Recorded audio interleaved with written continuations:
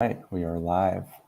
Welcome to our Creator Conversations series at Sutra. And today I'm super excited to be having a conversation with Kirsten Clacey, who is Head of Facilitation at Automattic and the co-author of the Remote Pocket Facilitators Guide. I don't know if I got Remote that. Facilitator's Pocket Guide, The whichever order they Remote come out Facilitators fine. Pocket Guide. I'm sorry.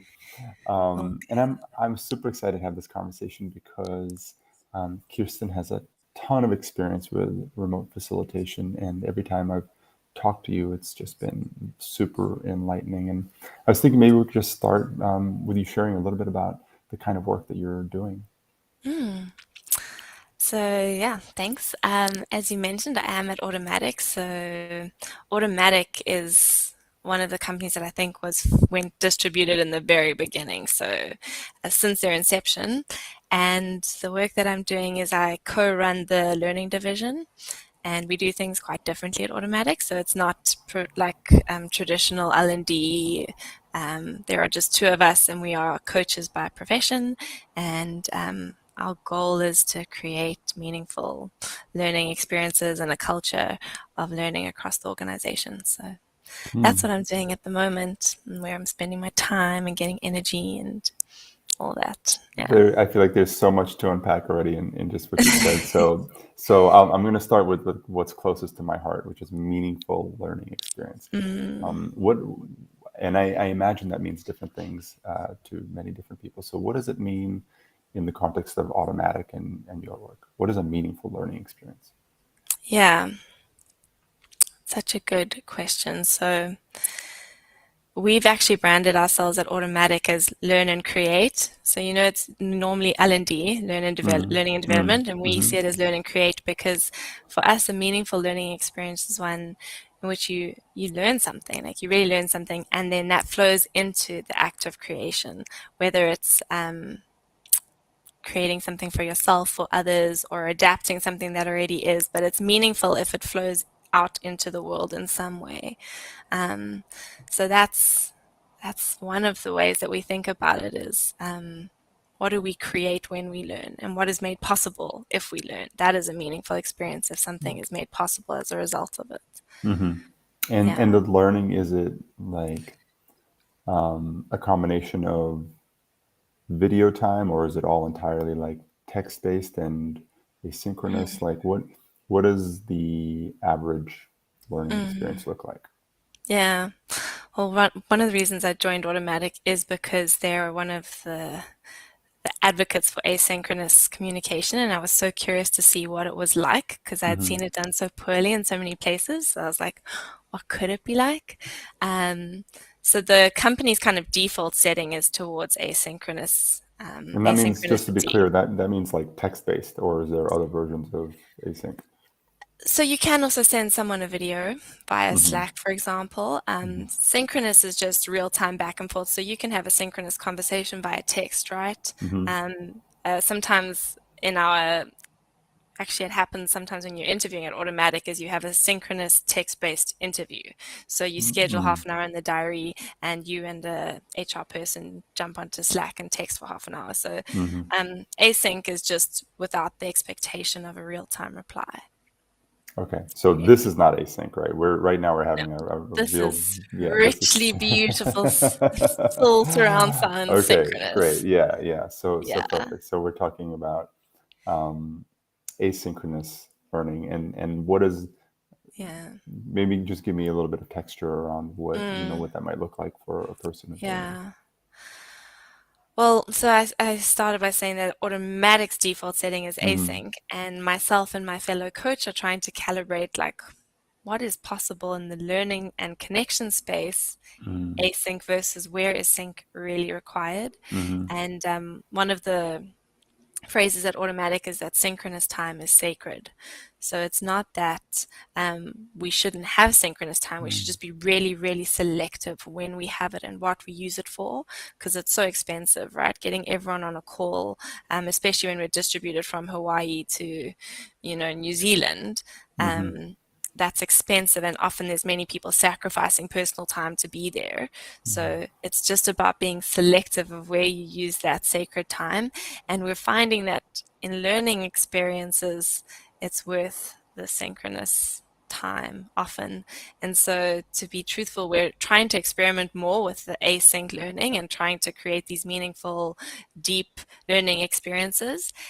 And where we are currently in our learning journey is that synchronous just makes it a little bit more possible. So I have some async stories we can explore and stuff, but currently sync is just much more high bandwidth and a bunch of other things that make it a little bit, I think, more, I don't know what the word is, but more appropriate to learning. That's And give me a sense of like the numbers you're working with. So are these for people in these learning experiences, are we talking about these are all kind of independent learners? Or are you talking about, cohort groups? Are you talking about the whole organization? So like what kind of groups are you working with when it comes to a learning experience? yeah, kind of the full spectrum. So Mm, um, we our default setting is cohort or community-based learning, and that, depending on the program, ranges from 5 to the maximum cohort size we have is 10 people, because we want to facilitate kind of intimate dialogue, and we also only have one of us in the call. So if we have more facilitators, we find you can have a bigger group. Um, so that's roughly our setting 10. And then we have once off workshops where those are bigger and that we can take a bigger group, a much bigger group. And then the beauty of async often is that you can go really wide, but it's difficult to go deep. So we can reach lots of people, but then accessing depth becomes a little bit harder. So we have a couple of async mechanisms for people to learn, and that's available to everyone. And some of it's like a choose your own adventure, go on, navigate yourself, and some of it you can sign up to kind of an async cohort where you have a Slack channel and there's some community stuff mm, happening, mm. even though you never meet. And so I'd love to hear like a couple of stories that maybe highlight some of what you're talking about here with the challenges of the async, and also maybe what you're seeing with the possibility of the sync, and anything in between, like maybe. And I don't know, I'm making an assumption that you're also kind of suggesting maybe a hybrid model, but I'm kind of curious Mm, to understand, like, yeah, whatever you feel called to highlight here as far as the possibility of a meaningful learning experience and what works best for that. And obviously we're talking about in an online context. mm.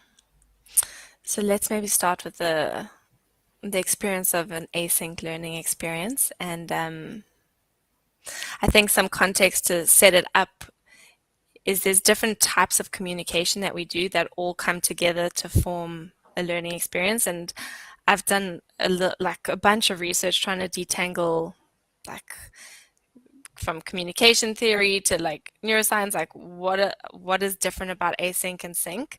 And the one piece of literature that I came to that was quite helpful is the spectrum of communication between conveyance and convergence, different types of modes of communication. So conveyance being about transmitting information, and convergence being about bringing information together, testing it and calibrating to it, and then integrating it to ourselves.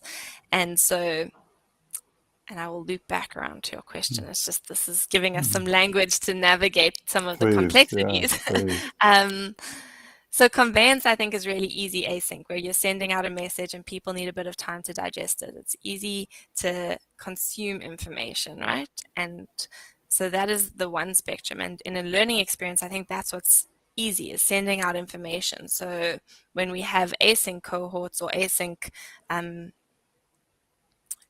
there's a spectrum of learning options that we have. Sending out the information is easy, right? You can send out a video, you can send out text, you can send out reading articles. Conveyance is the easy part. as we move towards convergence, that's what becomes more difficult, I think, async, because convergence requires a little bit like what you and I are doing now, is I share something, and for you to test it against your own working models and make sense of it and maybe question it or add to it, real time really helps, because then you can go, what about this? And then I can integrate it or change it. And the like rapidity of that exchange, if you were to stretch it out async and put a couple hours in between each conversation piece, it can almost like DNA, right? If you stretched out DNA, it would go super long, but if it's sync, it's in a little cell. So that's where I see the async learning experience becoming challenging, when we're not just consuming information, but we're trying to co-create something new together, where we're trying to combine, well, this is how I see this thing, this is how you see it, and we're trying to renegotiate a new understanding, or connect together in that experience. Anything that involves kind of convergence, it's difficult and expensive and requires a lot more of people. I don't know if that made any sense. It made sense. I mean, I definitely get it on an abstract level. So I'm Yeah. curious though now what does that look like on a maybe on a specific example, or like a use case, or not a use case, a case study or something that Yeah. that might highlight what you're talking about. Because I totally Yeah. get what you're saying. Yeah. So I'm currently actually at the moment running one synchronous cohort and one asynchronous cohort for the same program. And the program is around retrospectives. So Automattic is agnostic around methodologies, but we believe that retrospectives are generally pretty healthy. And a retrospective is just come together as a team to learn from how the past was and what it can tell us about the future, and create that shared understanding. So I run facilitation training for people to improve group learning processes. And we've got one cohort going through a sync process and one async. And in these, at least one of the beliefs we hold about learning is that there are very few objective truths that span across all contexts and all people. Rather, in all of these cohorts, we're trying to co-create learning and meaning together. So I bring some ideas and the group adds to them, and we challenge and question, and in the process integrate and form new learning, new theory. So in the synchronous cohort, for example, I asked one of the questions, just how does your team learn together? That's one of the pieces we talk about, is how does your team learn together? And we have this dialogue where someone shared, they don't really have much intentional learning together time. They learn as individuals, but not as a collective. And that sparked an idea for someone else where they were saying, yeah, they actually haven't seen much of it happening. And someone else then shared their experiences, and there was kind of this building on and questioning and making sense of and integrating. And that And was this just one all little piece. and this kind of happens in the context of an hour or two, right, on a Yeah, Zoom call, or yeah, would you, yeah. exactly. That was actually like about a 10-minute discussion that led into others. Okay. Now we jump to the async cohort. And this is a group of people that have only interacted via text. And what happens is every 2 weeks, I share a video explaining some of the content. And I say, at different pieces, we'll jump into Slack for threaded conversation. So pause the video, let's go to Slack and let's have discussion. And then I start little threaded discussions in the Slack channel where people comment and respond. And so I asked that same question. I said, how does your group learn together? Not just you as an individual, but how does your team learn? And what happens is, because the cohort has people all over the world, people are coming to that conversation at different times. And that's the benefit of async, that it doesn't disrupt your day. You can come to it when it makes sense. So they all come to the question at different times and they put their response and then they go and do something else. And so that convergence doesn't really happen. And maybe there's one or two people that are really invested in looking at other people's responses, which, let's be honest, actually takes a lot more effort from us as individuals to go back to that thread and intentionally look for connections and meaning. That's a lot to ask of someone to do in their own time. So what tends to happen is you just get all the people's responses. And then as a facilitator, it requires a lot more, because I'm constantly having to go back and go, tag this person, interesting, I see a similarity between what you're saying, is it this? And sometimes people respond, but it's such a drawn out, slower process that I don't think we really get to true convergence or new knowledge that we've created together.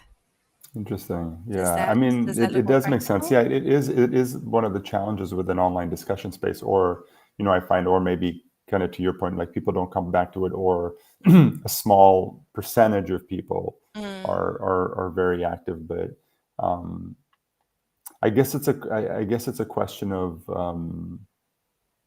participation and commitment in a way, like mm, having all of the, well, in a perfect world, in an asynchronous text-based environment, having all the people kind of actively participating, reading each other's posts. But I can see what you're saying, that in a synchronous context, there's a natural energy that mm, can carry the conversation and kind of build on itself. mm, I'm mm, wondering if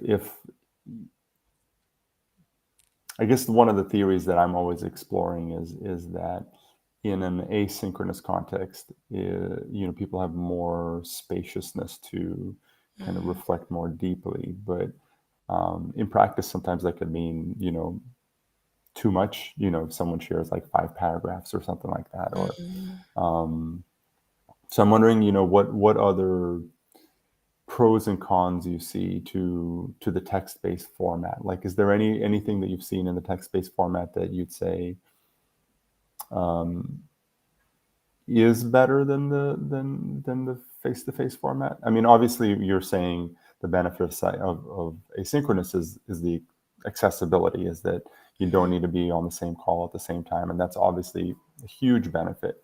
Um, Anything else that you see as far as like the key differences between trying to run a conversation synchronously versus asynchronously? A quote came to mind while you were speaking where you said, the time to digest. I think I heard someone say once that in meetings we just capture people's first reactions. And I thought, well, it depends how you're facilitating. But that can be the risk of synchronous, is that we don't have the time to process. So I think there is definitely that with async, that Mm, there is a little bit more reflection time. What I'm curious about is I'm still not sure if it's actually the medium itself or our application of the medium and the group's uh, experience and aptitude with it. So I don't know if there is something like innately better. There are probably a few things maybe about sync or async, but I think a lot of it comes down to how we use it and the group's experience with it and familiarity with one another and how the space is set up. Because I think you can have very intimate synchronous spaces and very non-intimate synchronous spaces. hmm You can create synchronous async, I mean, intimate async spaces. Um, they just require very different conditions and things of the group as well. Like you mentioned, discipline and commitment from the group. That is, I think, like way up there for async to be effective. And even hmm then, yeah. So And there's so yeah, I many. I don't mean, know. what was you're speaking there? There's so many nuances here. The complexity of it. Mm, The container, the context, the people, the reason they're there, like their motivation for whatever mhm, might be the outcome here. I mean, the other dimension that comes up for me, and this is something that I hold an awareness whenever we're running a Zoom call, so synchronous conversation. Um, the possibility of kind of having a popular or dominant point of view like echoed. mm, There's some people who, I mean, in virtually every group I've ever run, there's people who speak more, and then there's people who mm, speak less. And even in like our best efforts over a long form experience that really invites everyone to mm, participate, there's always that dynamic of like there's a certain fraction of people that are more vocal and a certain that are less vocal. And my concern, or I don't know if it's quite a concern, but what I hold in awareness is that which is being vocalized may not be universal to the group. It may seem that way because it's being vocalized. And then I guess one of my questions is, does an asynchronous environment make it easier for other people to express themselves. Like one thing I often find is, for example, this is a really simple example. You're running a Zoom call and maybe you ask you put out a question and maybe a handful of people respond or something like that. But if you put out the same question and invite people to type a response in the chat, I'll Mm, find usually a much higher percentage of responses. They might be shorter, like 1 or 2 sentences, but there's something about, I feel like there's a certain segment of people that will be more reserved if you invite them to speak, on video in front of others. And it might mm, be easier for them to communicate in text-based format, whether it's the Zoom chat or maybe in an asynchronous environment. So I don't know if I have quite a question here, but just like a highlighting of like the complexity mm, of participation and yeah, and I mean, I guess the other thing you're saying here about the convergence of the people really receiving, digesting, putting back, and there's so many nuances to that. yeah. Just to draw out what you're saying about different people feeling differing degrees of comfort with speaking versus text. Um, I think that also can be a benefit of async where different comfort with the language being spoken, giving someone Mm, the time to type and read often affords greater understanding than kind of rapid fire conversation.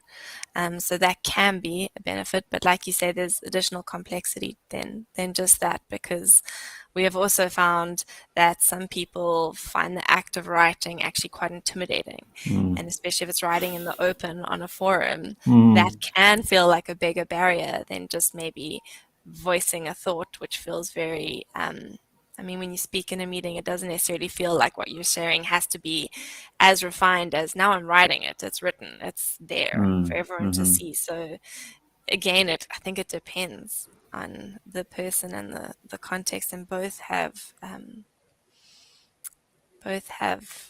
the opportunity to create more equity and inclusion or create barriers for that. mm-hmm. Yeah, go for it. No, no, go ahead, please. The only other thought that came to me was just another benefit or something I love about async is having this record of the conversation. Mm-hmm, Sometimes that's really nice just to have a living artifact that we can reference back to or build on. Sometimes a conversation, even if we document aspects of it or if you take notes, it's going to be reams and reams and reams. But async can be a little bit nicer in the sense of you've got this record and it's easy to refer back to. So there was something you said just a few minutes ago that also sparked something for me, which was you were talking about the challenge of facilitating an async space in terms of like your role as a facilitator to maybe go in and draw the connections between what people are sharing, and Mm, that's obviously something that's a little more like labor intensive. So I'm wondering your reflections on the function of harvesting, like if that's, I guess mm, one of the things I'm always um, inquiring into, kind of as on a like super ongoing basis with all of our work is this function of like shared understanding and collective knowledge mm, building, and mhm, for me that's almost like the holy grail of a meaningful learning experience. Back to your point about creating something together, there's like mm, the old school definition of learning, which is like here's the expert, here's a student, here's a one-way transfer of information, and then there's this new thing that I feel is very much emerging, which is that like here's the body of information, mm, and it's through our like exploration of it and through the conversation and through the surfacing of what is present for each person that we all create a richer understanding, and that richer understanding, that shared understanding, is part of what's being created, and so somewhere there maybe is a process of harvesting or somehow capturing that so that it becomes clear for everybody. And I'm wondering, and so for me on the video side of things, that's maybe more challenging in a way because you have the recorded video, you don't have the text, and I guess maybe then you take great notes or something like that. But I'm wondering if this is something that like a function that you like work with at all in terms of kind of harvesting and reflecting back, and what differences you see between like the the sync version of that and the async? Mm. I'm so glad you recorded that previous piece you said, because that captures so much of how I see learning and Mm, all of this being like a living body of knowledge, not something that is solved, but that we create and continue to create together and challenge. And it's interesting that you said the harvesting might be easier async, because I feel like I've experienced to be easier synchronously, mm, where you're sharing as you did now, and I add to it, or maybe I challenge it, and um, it's kind of, I picture like the sparks and the chemistry. There's so much energy in a conversation, and um, the back and forth in real time allows us to cover a lot of ground in a short space of time. mm, And so when I do it async, what I've experienced is I do similar actions. So I reflect back to the group what I'm noticing. I draw connections between things or ask questions to try and generate some of that co-creative energy. But the reality is that behind the screen, you have 20 different people in different parts of their day, in different mindsets, in different spaces. And the odds are that they're not at the same place I am. And so they maybe are responding to an urgent issue or feeding a child. And so when they come to it, what are the chances that they're going to be in that receptive, generative headspace to engage? More often than not, what I find is when people come to it, they're in like task mode of like, okay, now I must do this learning thing, which is kind of how mostly we interact with media, on Twitter, or most of our technology interaction when it's in an async format is consumer-ish, mm, or what's the word, transactional. And so to keep the group in an energy of co-creation, or at least every time they come back to invite that, it's difficult. It either requires people to understand the need to go there themselves and then do the work to get into that space and access it so they can enter. mhm, And realistically, I just find that that tends not to be the case. It's not even really how I interact if I'm in a purely asynchronous learning experience. I also find myself going like, oh, I've got to do that thing now. I've got to go watch that video. Cool. I'll share my thoughts, maybe comment on one or two people's things. But it's really hard to capture the magic of that like co-creation async. mm.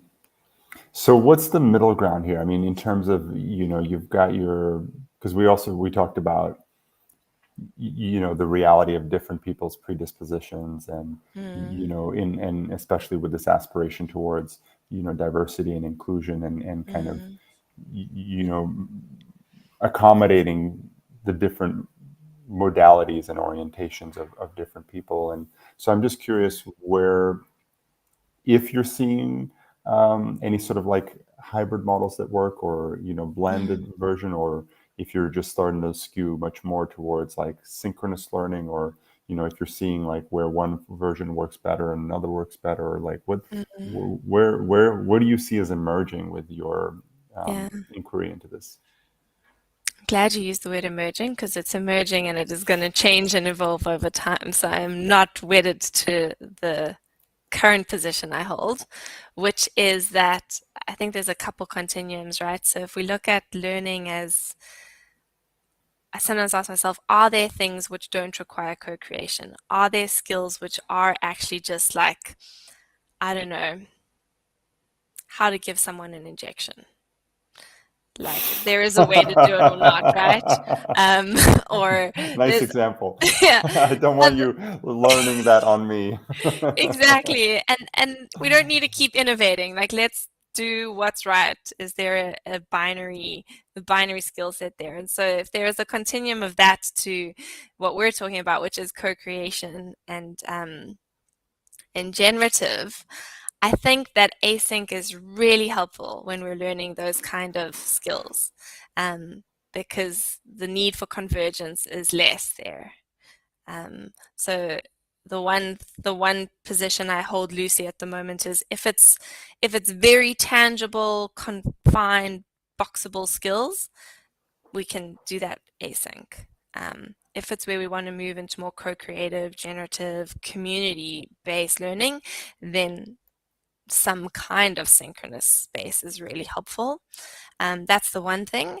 And then the other is blending experiences with both, right? So even if we are in a synchronous space, we can still have 5 minutes of silence at the start for us all to write down our thoughts, or we can blend silent reading time and text-based responses into a synchronous call. So I love having 10 minutes of silence around the middle for people to write and journal and notice what comes up and share a thought. So it's not their first thought, but it's a thought that they've harvested for themselves and brought back. So I think we can blend the two. And similarly, asynchronous, we can schedule optional synchronous spaces for people to enter into if they want to.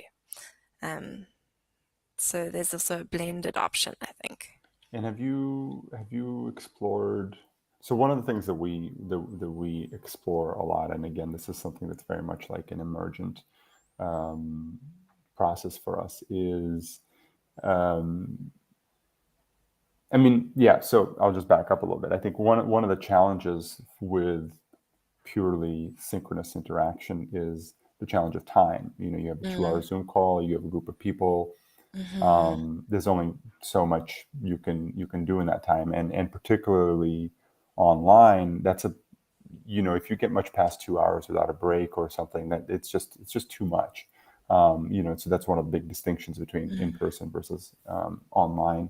And so one of the things that we experiment with a lot is using the Zoom time to really plant something in the space to give people like a deep dive into the space, and then use that to create an invitation into an asynchronous space to then kind of see what emerges there, and kind of oscillating between those two, kind of going, then taking what emerges out of the asynchronous space and highlighting it in the next conversation in the synchronous space to kind of create more like deeper explorations. And I'm wondering if you've experimented with anything around that, about kind of like the blending the conversational spaces to somehow reinforce each other. I liked your word of oscillate there, because I think it's a movement between the two and Mm-hmm. sensing where the group is. I've actually done it kind of in reverse of sparking something async, so sharing like a not controversial, but a thought-provoking video or article, starting the dialogue and then having a call to see what's Mm-hmm. come up and focus on the meaning making, the sense making process together, because that's that convergence piece that I think is really benefited from a synchronous space. And it's the same when we do like a bunch of group learning processes, so retrospectives. And usually the way that we do it is we start async. So it's easy to do that conveyance, sharing information, everyone shares information. And then we do a synchronous call for the convergence, for sense making together. Mm-hmm. That's the flow, yeah.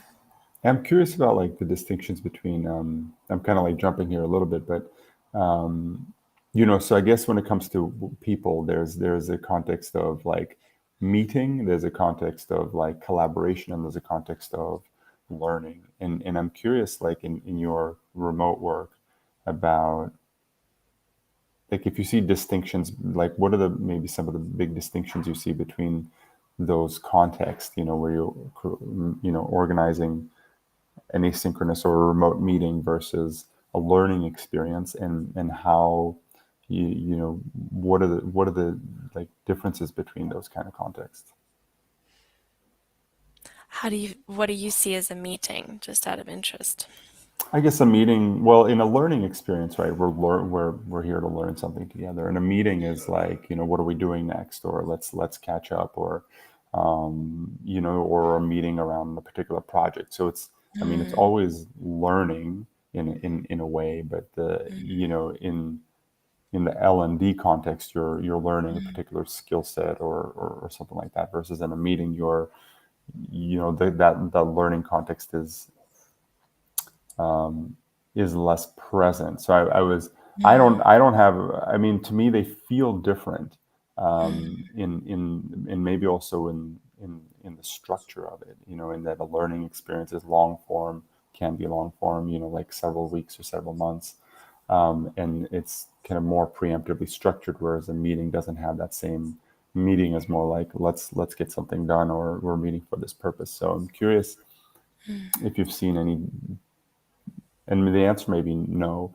If if you have any reflections on the differences between those two contexts, and how they influence, like in particularly in a remote context, how they influence what happens in the space. I think the way that I see it is all of these things are just different containers for Mm-hmm. something to happen within it, and perhaps the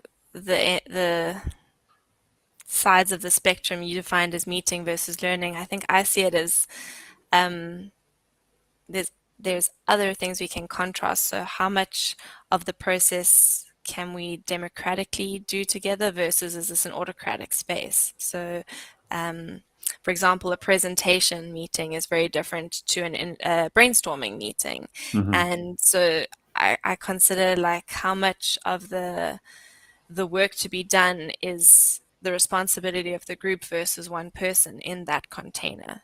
Mm. So if it is the responsibility of the group and it's very democratic, that meeting has a very different flavor to one that's more, we're here to convey information and it's autocratic. And there's not a judgment of what's right or wrong, but just a noticing that that brings about a different kind of container based on how active we want the group to be in creating the outcome. Um, and so in that sense, I think the same can be true of learning experiences. You and I probably lean towards the democratic co-creative space, and there Mm-hmm. are learning spaces that are more about an autocratic expert view of this is how it is. This Mm-hmm. is how you give the injection. And so that's the one thought that came up for me is perhaps it's not meeting or learning, but there is an underlying variable around the group action that we can use to differentiate.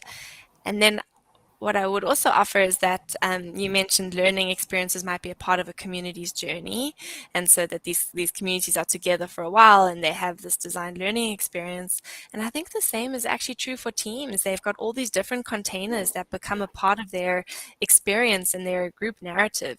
Like humans are storytellers, and if we weave those containers into their story, it's all a part of the group story. And I think a skillful leader can actually hold that system and weave some coherence into the narrative, if that makes any sense. Mm-hmm. And yeah, and I mean, I love that what you just highlighted as far as the democratic versus autocratic. Mm, I guess for me, that brings up this whole reflection on that this process of co-creation that is, I feel like, is often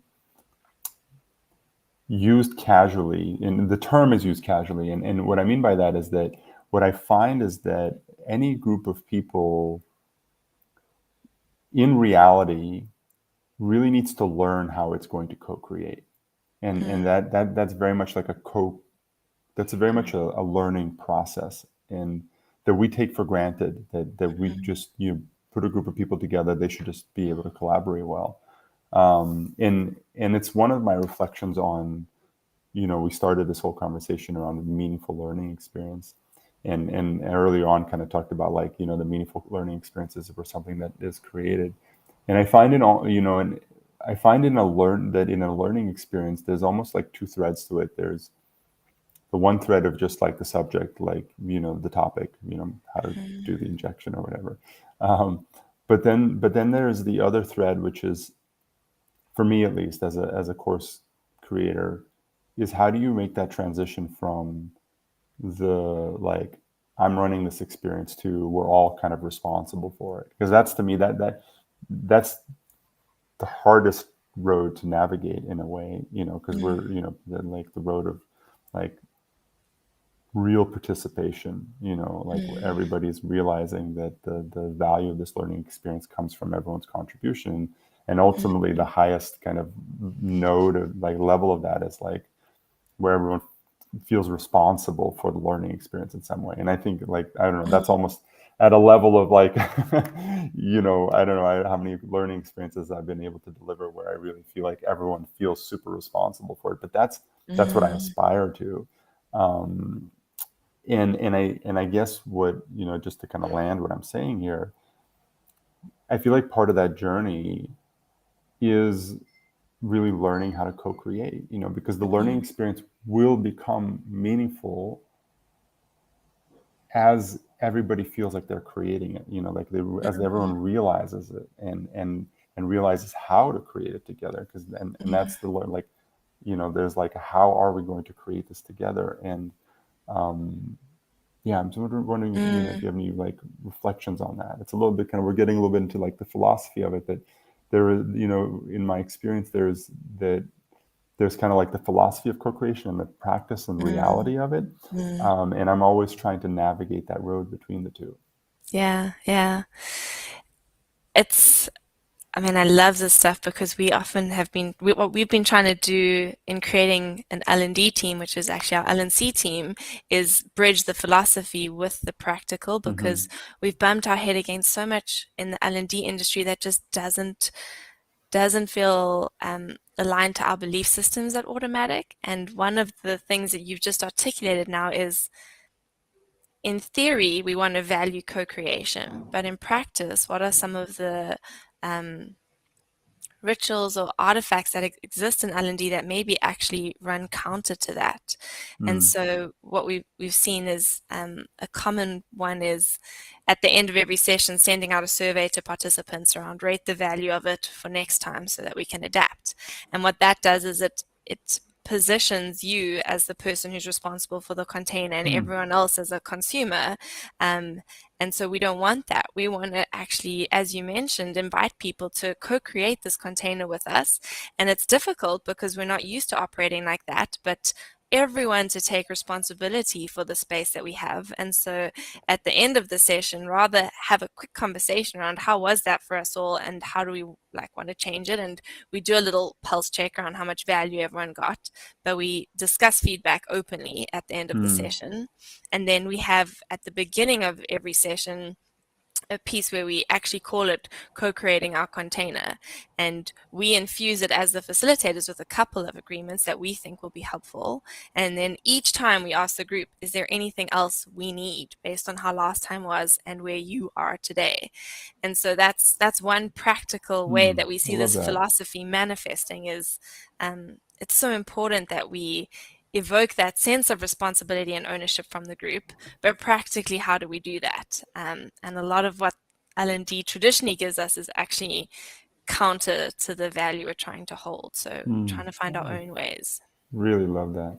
So I'm gonna end in, you know, with one final question here, but I'm actually going to answer the question myself first. I'm going to be really unconventional here. So my question to you is, if you had one piece of advice for somebody who wants to create a meaningful learning experience, what would it be? And the reflection that came up for me from your sharing, if I had one piece of advice, is that, you know, offering a meaningful learning experience is something that everybody is learning how to do. You know, that there is like the essence of it is that the person who's convening it is learning, and that it's very much, you know, we're really kind of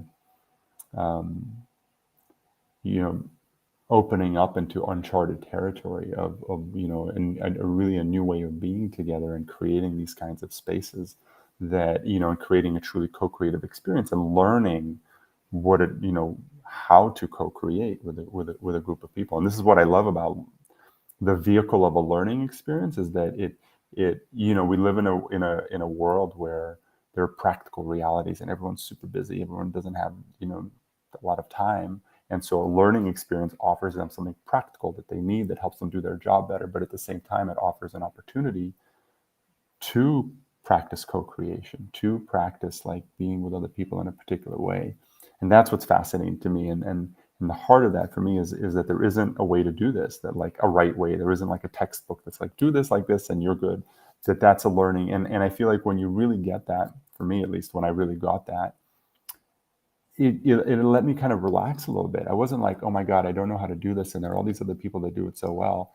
Like once I got that, I was like, oh, I'm like, I'm pioneering this along with a whole bunch of other people. It's amazing. I'm figuring this out, and it's like crazy and challenging, but it does offer me some, like, at least like a sense of like, oh, like this is being this is being actively like learned. So that was that was my advice. I hope I didn't steal anything that you might offer, but maybe if you have any suggestions for people like starting and down this road of a for me, like meaningful is like humanizing. What is a meaningful, a truly like humanizing learning experience? Like, what advice would you have?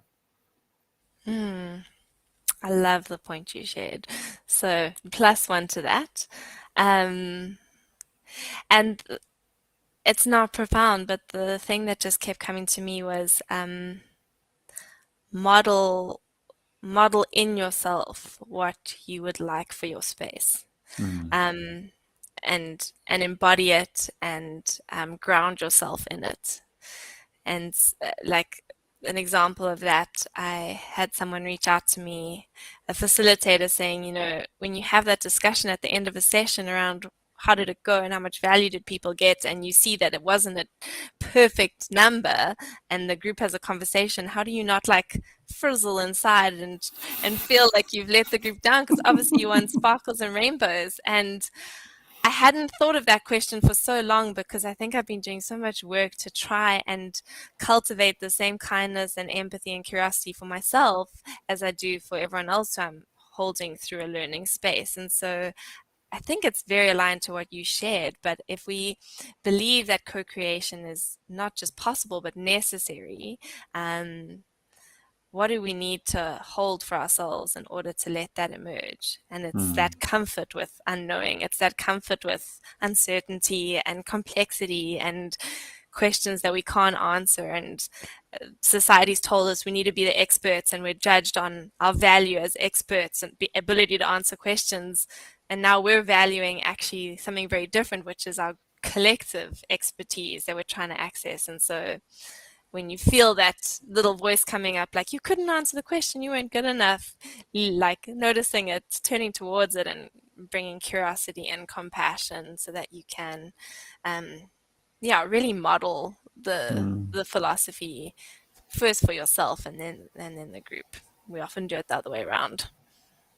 I really love the two words you use there, curiosity and compassion, because I feel like that's Mm, very much the antidote to, oh, I did something wrong, or I know for sure that when I get data back from a learning experience that isn't all perfect, like unicorns and rainbows, I feel there's a part of me that's like, oh my God, I'm such a failure. yeah, I want all tens. yeah, Um, yeah. and then I always reframe it as like, what is there to learn here? Like, what can I Mm, understand? Like the curiosity mm, and the compassion, and also reminding myself that, exactly what you said, like the values that I want to evoke, that deeply, mm, like what I try to hold for other people in terms of just really holding space for them and their mm. authenticity, that I need to hold space for that for myself.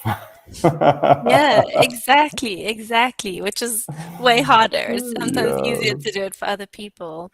But learning is messy as well, right? Like as you mentioned, I think if we got all tens all the time, that might actually be a smell of something else, right? Because Mm, we're trying to create a different space, and those moments where the group's confused or there's this awkwardness because we don't know what to do together can be so transformative hmm if we allow it to be.